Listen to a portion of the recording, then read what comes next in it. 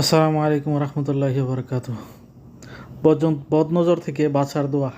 আউযু বিকালিমাতিল্লাহি তাম্মাহ মিন কুল্লি শাইতানি হাম্মাহ মিন কুল্লি আইনিল্লাহ আম্মাহ। এই দোয়াটা সকাল বিকাল পড়বেন, অতিরিক্ত বেশি বেশি পড়বেন। এই দোয়া পড়লে বদনজর লাগবে না। কোনো কিছু খাচ্ছেন, এই দোয়া পড়েন। কোনো কিছু পড়তেছেন, নতুন কিছু জামা, এই দোয়া পড়েন। তো তার সাথে সাথে